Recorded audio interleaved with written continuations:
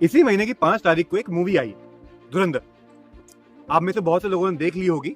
आजकल चारों तरफ रील्स में, शॉर्ट्स में, फेसबुक के माध्यम से हर जगह उसी मूवी की क्लिप्स कट के दिखाई दे रही है। उसमें से भी स्पेशली एक कैरेक्टर है रहमान डकैत, जिसको निभाया अक्षय खन्ना ने, बखूबी निभाया। उनकी रील्स कट रही है। तो आज का जो वीडियो होने वाला है वो धुरंधर मूवी के ऊपर नहीं, उसी कैरेक्टर जो पाकिस्तान का गैंगस्टर था रहमान डकैत के ऊपर होने वाला है। नमस्कार, मेरा नाम ऋषभ शुक्ला है और ये मेरा यूट्यूब चैनल। सबसे पहले 14 दिन से वीडियो नहीं आ पाई, कुछ पर्सनल चीज़ों में बिजी था, व्यस्त था, इसके लिए माफ़ी चाहते हैं। और एक दरख्वास्त है आप सब कि अगर आपको ये वीडियो पहुंच रही है, आप तक ये वीडियो पहुंच रही है और आप उसको देख रहे हैं और अगर आपको अच्छी लगती है तो प्लीज़ चैनल को सब्सक्राइब कर लें, वीडियो को लाइक कर लें। फिर देखिए, हम इस फील्ड में बहुत नए हैं, हम ट्राई कर रहे हैं कुछ करने के लिए, और अगर आप चैनल को सब्सक्राइब करते हैं तो इससे बहुत ज़्यादा हमको इंकरेजमेंट मिलती है कि जो हम कर रहे हैं वो सही कर। धन्यवाद। हाँ, तो धुरंधर मूवी के बारे में अगर हम बात करें तो देखिए, चारों ओर फेसबुक, हर जगह हर तरह की क्लिप्स आ रही हैं, लेकिन इसमें सबसे ज्यादा जो इम्पोर्टेंट है या सबसे ज्यादा जो सराहाया जा रहा है वो किरदार है जो अक्षय खन्ना ने निभाया, रहमान डकैत का।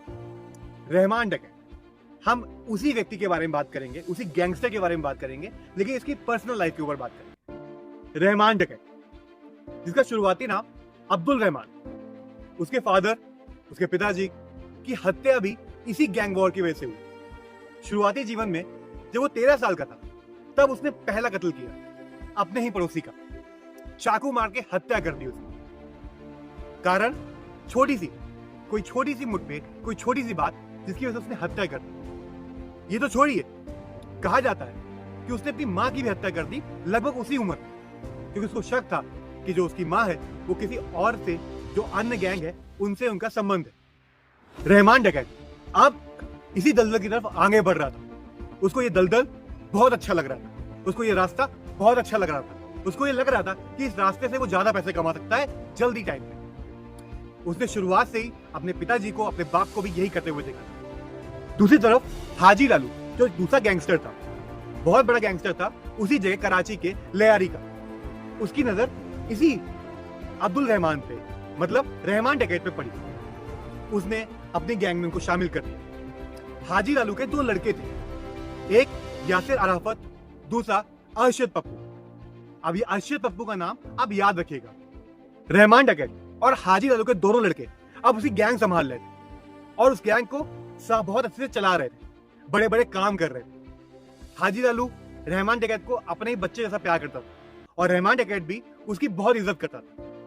इसी के चलते रहमान डकैत ने अपने द्वारा कमाया हुआ सारा पैसा हाजी लालू के पास रखा। उसको बहुत भरोसा था हाजी लालू पे।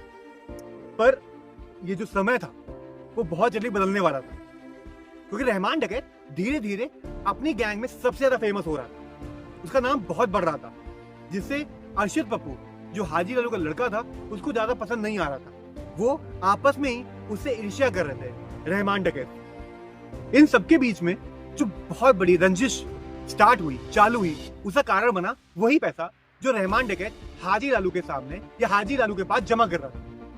अब वो वक्त आ चुका था जब इन सबके बीच में रंजिश शुरू होने वाली थी। हाजी लालू और उसका लड़का अरशद पप्पू को, जो मैंने बताया, कि बिल्कुल पसंद नहीं आ रहा था कि रहमान डकैत बहुत जल्दी से ऊपर आ रहा है। पर इन सबके पीछे जो रंजिश की वजह बनने वाली थी वो था पैसा, वही पैसा जो रहमान डकैत ने हाजी लालू के पास जमा किया। कुछ लोग कहते हैं कि इसी चलते हाजी लालू ने रहमान डकैत को पुलिस के द्वारा पकड़वा दिया था। जो रहमान डकैत कभी भी पुलिस के हाथों नहीं आया, वो जेल में था।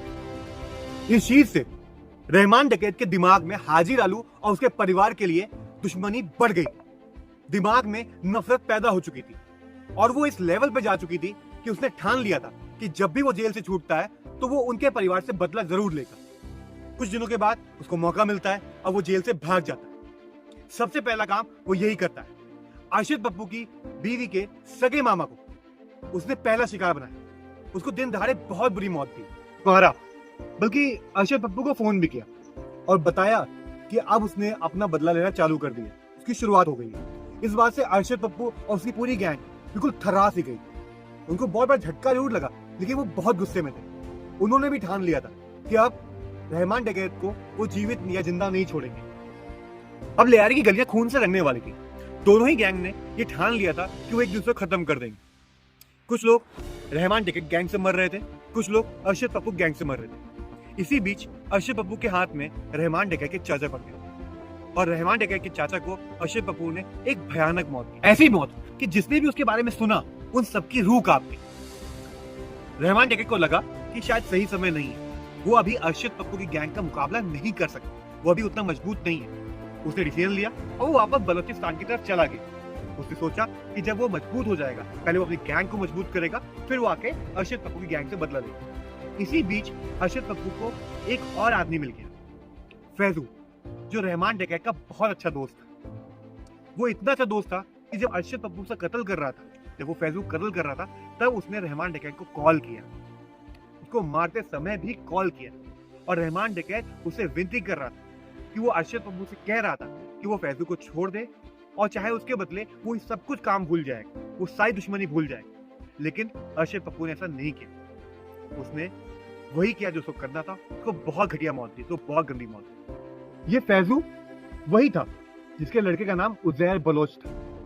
उजैर बलोच इसने बाद में जाके लियारी को रूल किया और अरशद पप्पू का कत्ल भी किया। इसके बाद रहमान डेकेट ने उजैर बलोच को अपने साथ रखा, उसको बहुत इज्जत दी, उसको बहुत प्यार दिया और हर तरीके से उजैर बलोच का सपोर्ट किया। दूसरी तरफ रहमान डेकेट को पता था कि अगर उसको आगे बढ़ना है, लियारी में रूल करना है और इन सबसे बदला लेना है, तो उसको किसी ऊपर सत्ता में बैठे हुए लोगों का सपोर्ट चाहिए होगा। इसी के चलते वो पीपीपी पार्टी के से जुड़ने लगा। पीपीपी पार्टी जिसकी मेन करता था बेनजीर भुट्टो थी, जो एक टाइम पे देश की प्राइम मिनिस्टर भी रह चुकी थी। देश पे हुकूमत थी उनकी। जब उनका हाथ रहमान डेकेट के ऊपर पड़ा तो रहमान डेकेट ने चारों ओर अपने हाथ चलाने चालू कर। उसने हर धंधे में वसूली चालू कर दी, लियारी में वापस अपनी हुकूमत साबित की और अपने दुश्मनों को धीरे धीरे खत्म करने लगा। एक तरफ उसका ये चेहरा था, दूसरी तरफ वो लियारी के लोगों के लिए मसीहा हो गया था। वो लोगों की मदद करता था, लोगों को पैसा देता था, लोगों को नौकरी करवाता था और बड़े बड़े काम करवाता था। रहमान डेकेट की वर्चस्व की ये हालत हो गई थी कि पीपीपी पार्टी के कुछ लोग उससे डरने लगे थे, साथ में उसे जलने लगे थे। उसकी ये पकड़ हो गई थी कि कराची में जो भी पोस्टिंग होती थी वो चाहता तो करवा सकता था, उसके बिना पूछे या उसकी बिना सहमति के कोई भी सरकारी पोस्ट में नहीं बैठ सकता था। पर कहते हैं ना कि जब भी कोई अपने आप को खुदा मानने लगता है या भगवान मानने लगता है, उसका अंत बहुत ही करीब होता है। यही हुआ रहमान डेकेट के साथ। वो अपनी ईगो में इतना ज्यादा खो सा गया, उसने अपने आसपास नहीं देखा। उसका ईगो इतना बढ़ गया था कि उसने अपने आसपास के लोगों को ही दुश्मन बना दिया। पीपीपी पार्टी के काफी लोग उसके दुश्मन हो गए। वो उसको बढ़ता हुआ नहीं देख पा रहे। वो ये चाहते थे कि वो रहमान डेकेट को खत्म कर दे। इसी बीच में एंट्री होती है एसएसपी चौधरी असलम की, जिसका किरदार इस मूवी में, धुरंधर मूवी में, संजय दत्त ने निभाया है। वो फेमस थे ऐसे ही बड़े क्रिमिनल से निपटने के लिए और उनका एनकाउंटर करने। उनका ट्रांसफर लियारी में होता है और उनके डायरेक्ट निशाने पे होता है रहमान डेकेट। चौधरी असलम और रहमान डेकेट के बीच में काफी बार मुठभेड़ होती है और आपस में गोलियां चलती, लेकिन हर बार रहमान डेकेट वहां से निकल जाता था। एक बार वो पकड़ा भी जाता है, उसको जेल भी ले जाते हैं, पर रहमान डेकेट अपनी ताकत और अपने पैसे के बल पे वो कुछ लोगों को पैसा खिला के वहां से निकल जाता है। तब चौधरी असलम ये तय करते हैं कि अगली बार वो उसको पकड़ेंगे नहीं, सीधे एनकाउंटर करेंगे, और होता भी ऐसा है। 9 अगस्त 2009 रहमान डेकेट अपने कुछ साथियों के साथ बलोचिस्तान के हबकी नाम की एक जगह में थे, जिसकी जानकारी चौधरी असलम को पता चल जाती। चौधरी असलम अपनी पूरी पुलिस के साथ वहां पे जाते हैं, उनको चारों से घेरते हैं और उन पर हमला कर देते हैं। दोनों बीच से गोलियां चलती हैं और अंत में रहमान डेकेट की मौत हो जाती है। यही होता है हर गैंगस्टर के साथ, यही होता है हर आतंकवादी के साथ, यही होता है हर गुंडे के साथ। जब भी कोई ये चीज चुनता है, जब भी कोई ये रास्ता चुनता है, उसका अंत या तो जेल है या जहन्नुम। मूवी देखने के बाद बहुत से लोग ऐसे फेम पाते हैं, ऐसे फेम को देख के एक्साइटेड होते हैं, ऐसे जिंदगी को देख के एक्साइटेड होते हैं, पर मैं उन सबसे कहना चाहूंगा कि उसका अंत जरूर देखें। जब आप उसका अंत देखेंगे ना, तो उसको जिंदगी आपको बहुत ज्यादा खराब लगने लगेगी, बहुत सादी लगने लगेगी। रहमान डेकेट की कहानी यहाँ होती है खत्म। आप सबसे एक दरख्वास्त है कि अगर आपको ये वीडियो अच्छी लगी हो और अगर आपको लगता है कि आप सब्सक्राइब कर सकते हैं, आपको करना चाहिए, तो प्लीज़ करिए, क्योंकि आपके एक सब्सक्रिप्शन की वजह से, एक सब्सक्राइब की वजह से हमको बहुत ज़्यादा प्रोत्साहन मिलता है। और एक चीज़ और, अगर आप चाहते हैं, आपको लगता है, आप सजेस्ट कर सकते हैं कि मैं किस टॉपिक पे वीडियो बनाऊं, तो आप प्लीज़ कमेंट करें। हो सके तो इस वीडियो को शेयर करें और कोशिश करूंगा जल्द से जल्द दूसरी वीडियो के साथ आप तक पहुंचने। Thank you.